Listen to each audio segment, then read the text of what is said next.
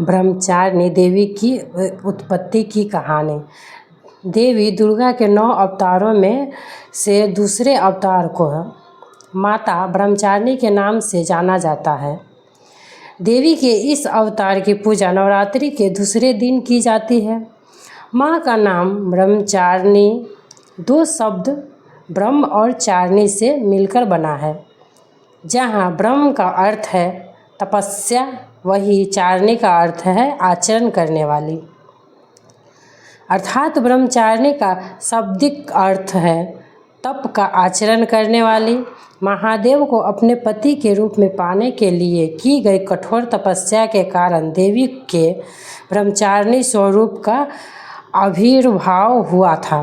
तो आइए जानते हैं माँ ब्रह्मचारिणी के तप की अन्य कथा। देवी ब्रह्मचारिणी का स्वरूप अत्यंत शांत एवं मनोरम है। इनके दाएं हाथ में जप की अक्षमाला और बाएं हाथ में कमंडल सुसज्जित है। इस स्वरूप में माता बिना किसी वाहन के नजर आती है। नवरात्रि के पावन त्यौहार के दूसरे दिन माता ब्रह्मचारिणी की विधि पूर्वक पूजा होती है। देवी ब्रह्मचारिणी की महात्म्य की कथा। महादेव के प्रति उनके प्रेम और निष्ठा से जुड़ी हुई है। माँ दुर्गा का यह अवतार मनुष्य को निष्ठा और वैराग्य की सीख देता है। उनकी महिमा की इस कथा का उल्लेख देवी भागवत महात्म्य और मार्कंडेय पुराण के कुछ जगहों पर मिलता है। धार्मिक कथाओं के अनुसार प्रजापति दक्ष ने कनखल में एक विराट यज्ञ का आयोजन किया था। महादेव के प्रति मन में विरोध और ईर्ष्या का भाव होने के कारण उन्होंने महादेव और देवी सती के अलावा उस यज्ञ में सभी को आमंत्रित किया।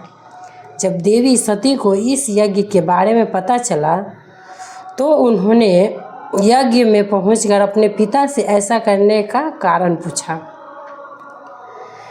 इस पर प्रजापति दक्ष ने अपनी पुत्री और महादेव को अपशब्द कहे और इस अपमान से व्यथित होकर देवी सती ने भगवान शिव का ध्यान करते हुए योगा अग्नि द्वारा अपने देह त्याग दिया।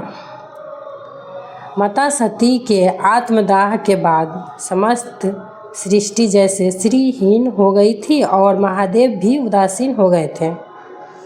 देवताओं ने महादेव की ऐसी हालत और दानवों के उपद्रव से शस्त्र होकर आदि शक्ति का ध्यान किया। तब देवी आदि शक्ति ने सभी देवगणों को आश्वस्त किया कि वह बहुत जल्द पर्वतराज हिमालय के घर कन्या रूप में अवतरित होगी। यही कारण है कि कालांतर में देवी ने हिमालय और मैना के घर जन्म लिया। पर्वतराज की पुत्री होने के कारण देवी पार्वती शैलपुत्री कहलाई। ऐसी मान्यता है कि एक बार हिमालय ने देवर्षि नारद से देवी पार्वती की जन्म पत्रिका को ठीक से जांच करने का आग्रह किया था। देवर्षि ने देवी पार्वती की जन्म पत्रिका देखकर यह बताया कि आगे जाकर वह त्रिलोक के स्वामी महादेव की संगनी बनेगी। जब इस बात का पता देवी पार्वती को चला तो उन्होंने वन में जाकर महादेव की कठोर तपस्या करना शुरू कर दिया। इस कठोर तपस्या के दौरान देवी ने भोजन स्वरूप सिर्फ फल और फूल पर निर्वाह किया। तत्पश्चात उन्होंने सूखे बिल्वपत्रों को ग्रहण करते हुए अपनी तपस्या को जारी रखा। कई हजारों वर्ष तक निर्जल और निराहार रहकर तपस्या करती रही। पत्तों को खाना छोड़ देने के कारण ही इनका नाम अपराना नाम पड़ गया। एक समय ऐसा भी आया जब देवी निर्जला और निराहार महादेव की तपस्या में लीन थी। महादेव को पाने के लिए देवी की इतनी कठिन तपस्या के साक्षी सभी देवी देवता एवं ऋषि मुनि बने और उन्होंने देवी पार्वती को इस तपस्या को अभूतपूर्व बताया। जब देवी की कठिन तपस्या के कारण उनका शरीर कमज़ोर हो गया था तब सभी देवताओं और ऋषियों ने इस तपस्या से प्रसन्न होकर उन्होंने यह आशीर्वाद दिया कि उनकी सभी इच्छाएं पूरी होगी और उनका विवाह महादेव के साथ ही संपन्न होगा। अन्यथा तो यह भी है कि देवी का यह स्वरूप भक्तों को अनंत फल प्रदान करने वाला है। उनके इस स्वरूप को समस्त विद्याओं की जननी माना गया और इस स्वरूप में देवी सफ़ेद वस्त्र में नजर आती है। नवरात्रि के दूसरे दिन देवी ब्रह्मचारिणी की विधिवत पूजा की जाती है। इस दौरान कुंजिका स्तोत्र का पाठ करने के बाद दुर्गा सप्तमी का पाठ करना काफ़ी लाभदायक माना जाता है।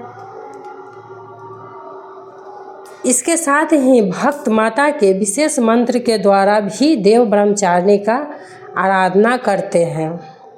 माता ब्रह्मचारिणी की आराधना का मंत्र है ओम देवी ब्रह्मचारिण्यै नमः, अर्थात जिन देवी का ओमकार स्वरूप है उन सर्वोत्तम देवी ब्रह्मचारिणी को हम सभी नमस्कार करते हैं।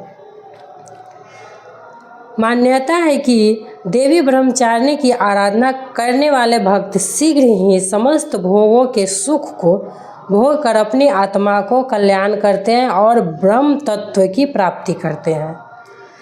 हमें भी माता की शरण प्राप्त हो ऐसी भावना भानी चाहिए।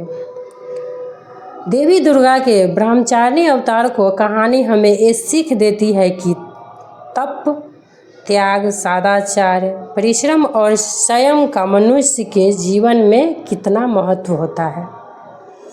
मनुष्य अगर कठोर परिश्रम करते हुए अपना जीवन यापन करे तो उसे अपना मनवांछित फल की प्राप्ति अवश्य होती है। जिस प्रकार अत्यंत मुश्किल परिस्थितियों में भी देवी ब्रह्मचारिणी ने अपनी तपस्या का पथ नहीं छोड़ा, उसी प्रकार मनुष्य को भी परिश्रम का पथ नहीं छोड़ना चाहिए।